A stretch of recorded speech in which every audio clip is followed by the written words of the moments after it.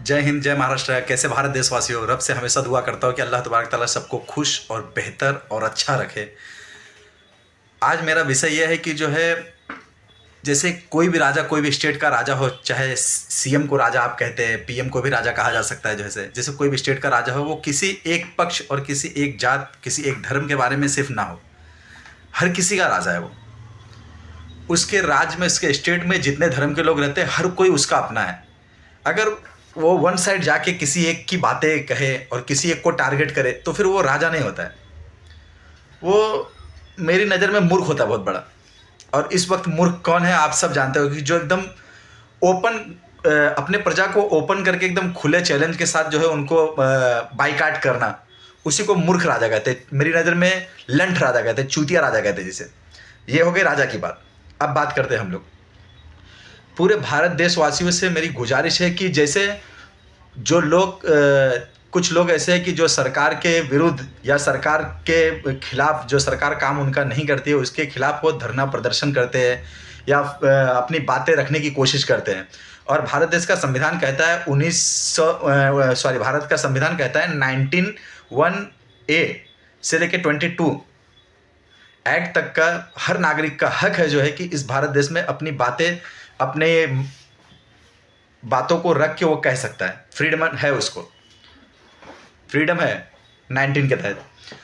लेकिन फिर भी आपकी आवाज़ें क्या होती है, दबाई जाती है, आपको मारा जाता है। आज के बाद एक मेरी छोटी सी एक गुजारिश है जो है सभी के धर्मों को लेकर। मैंने, पहली बात तो ये हिंदुस्तान है, ये अपने हिंदुस्तान में मैंने देखा है कि हिंदुओं के साथ ही बहुत बड़ा जुल्म हुआ है।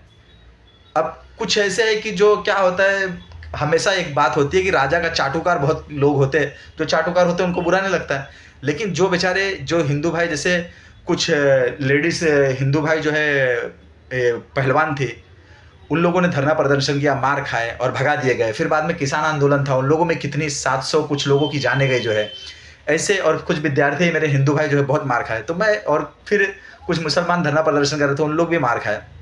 मेरी सबसे एक चीज़ की गुजारिश है, पहली बात तो आपको इस चीज़ को समझना होगा कि इस अभी जो सत्ता जो चल रही है, जो सत्ता का हाल है, इसमें आप दो वो लोगों से उम्मीद कभी कुछ नहीं कर सकते हो, कोई चीज़ की उम्मीद नहीं कर सकते। पहले तो मीडिया बिकाऊ है, दूसरी प्रशासन में 99% ऐसे लोग हैं कि जो सब बिके हुए हैं। आपको इस बात को बहुत गौर से समझना होगा। क्या होता है, जब आप प्रदर्शन करते हो, आप शांतिपूर्वक प्रदर्शन करते हो, लेकिन उसमें न्यूज़ चैनल पे ये दिखाया जाता है कि आपने पत्थरबाजी की, आपने हंगामा किया, वो आपको ये कायदा, ये मतलब दिखा के जो है उसके तहत आपको बहुत मारा जाता है। यहाँ तक कि मैंने देखा कुत्ते के जैसा मारा गया है, खिलाड़ियों को तो मैंने देखा है। और दूसरी बात, प्रशासन इतनी गंदी हो चुकी है, इतना बिक चुकी है हिंदुस्तान की, पूरे हिंदुस्तान की प्रशासन बता रहा हूँ मैं, इतनी बिक चुकी है कि लेडीज, जेंट्स कांस्टेबल लेडीज को घसीट घसीट के ले जाके पुलिस के बैन में बांधता है। अभी दिल्ली का एक हाल में आया, प्राइवेट पार्ट पे उन्होंने लातों से मारा जो है बच्चियों को जो है, जो कि ये संविधान नहीं कहता। इतना बुरा ये हाल है हिंदुस्तान का भी इस वक्त कि मैं आपसे क्या कहूँ जो है।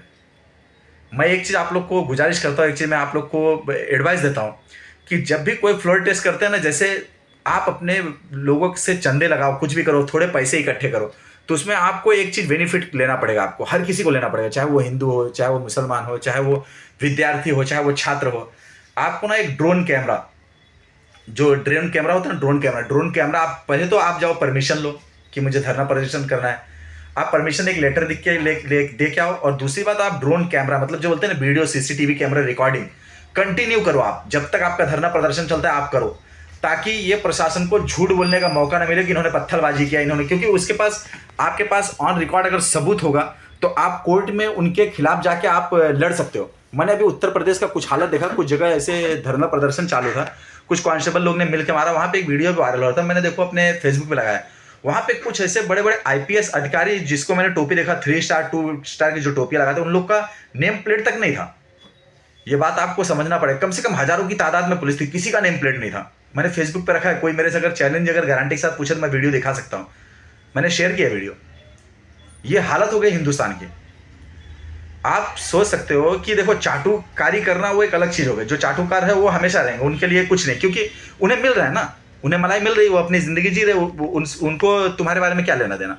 लेकिन जो बेचारे मार खा रहे हैं, जो किसान आंदोलन मार खाए, जो ये लड़कियां बच्चियां जो है, खिलाड़ियां जो है, वो सब हिंदू मेरे भाई बहन थे जो है। तो ये आप सबको समझना होगा। आप खुद को सेव करो पहले, और फिर उसके बाद देखो प्रशासन आपके ऊपर हमला नहीं कर सकती। आप कंटिन्यू ड्रोन और कंटिन्यू रिकॉर्डिंग, और ऐसे हाईएस्ट रिकॉर्डिंग रखो कि पुलिस उसमें जरी सी भी अगर गलती करती है, ऐसा मतलब जानबूझ के आपके ऊपर अटैक करती है, तो पूरा दिखना चाहिए। फिर आप कोर्ट में ले जाके वकील अच्छा एक लगा के थ्रू ऐसा नंगा करके घसीट कोर्ट में जो वर्दी तक उतरवा सकते हो आप। ये 99% वाले जो दबाव में काम करते हैं उनके लिए बोल रहा हूँ, और जो 1% अच्छे लोग हैं, अभी भी अपने हिंदुस्तान में 1% अच्छे हैं, सिर्फ 1% अच्छे बचे। मैं ये भी दावेदारी के साथ कहता हूँ, सिर्फ 1%।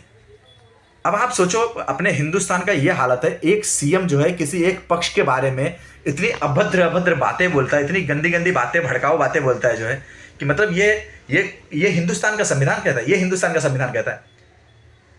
हमारे संविधान में कहीं भी ऐसा लिखा गया है किसी एक धर्म को टारगेट करो?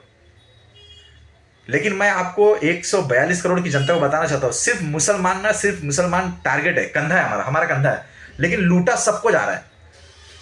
अगर ये कट्टर सनातनी हिंदू धर्म के है, कट्टर सनातनी हिंदू धर्म को अपने को मानते हैं, तो 142 करोड़ में कुछ 30 या 40 करोड़ मुसलमान है। बाकी हिंदू भाइयों को जो है मैंने सुना है सोना का 25,000 रुपये में देते क्या? कांग्रेस राज में 25,000 था, बाकी लोगों को 25,000 में देते हैं, और मुसलमानों को 1,20,000 में। बहुत गौर समझने वाली बात है ये। 40 करोड़ हमारा कंधा है, बाकी 100 कुछ 20-30 करोड़ आप लोग हो, जो है 120 एंटी समथिंग ऐसा कुछ भी, लेकिन लूटा तो आप सबको भी जा रहा है इसमें। बहुत समझने वाली बात है ये। पेट्रोल हमें 105 रुपये में दिया जा रहा है, आपको क्या 60 रुपये में दिया जा रहा है? बोलो जरा गौर से। हाँ, 5 किलो राशन फ्री में सबको दिया, 80 करोड़ लोग को दिया जा रहा है 142 करोड़ में से। 80 करोड़ राशन, एक मतलब ये गवर्नमेंट के जो है, गवर्नमेंट की ऐप से मतलब वो है, जानकारी है कि 80 करोड़ लोगों को हम राशन देते हैं, जिसमें अगर 40 करोड़ सिर्फ मुसलमान हैं, अगर 100% पूरे मुसलमान भिखारी है, 40 करोड़ मुसलमान राशन खा रहे हैं, तो 80 करोड़ 40 करोड़ तो हिंदू भी है इसमें। तुम मतलब पूरा मुसलमान 100% भिखारी, और आप भी।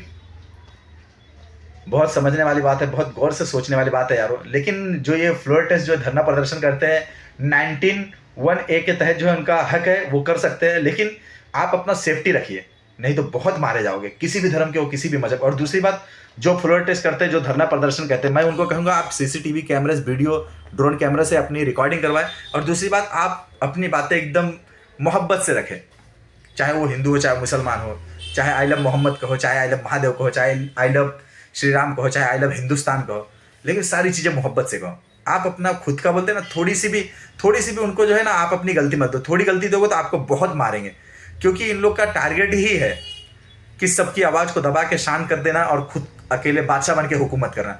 लेकिन एक बात याद रखना, जब जब अत्याचार बढ़ता है तो कोई न कोई जन्म लेता है, कोई न कोई अवतार बन के आता है, और एक अवतार बन के आ भी चुका है। ये भी तुम लोगों को बोलता हूँ, मैं नाम नहीं लूँगा, एक अवतार बन के एक बंदा आ भी चुका है।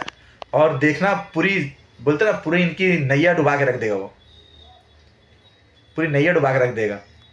और वो आदमी कौन है मैं नाम नहीं लूँगा, जिसे मालूम वो कमेंट करे। लेकिन आ चुका है, एक भगवान आ चुका है इस पृथ्वी पे। मैंने खुद ऐसा सपने में, ऐसा ख्वाब में ऐसा दीदार किया उनका, वो आ चुका है, और वो डुबाएगा। देखना इनको, इनका अहंकार पूरा डुबा के छोड़ेगा, वो बर्बाद करके छोड़ेगा।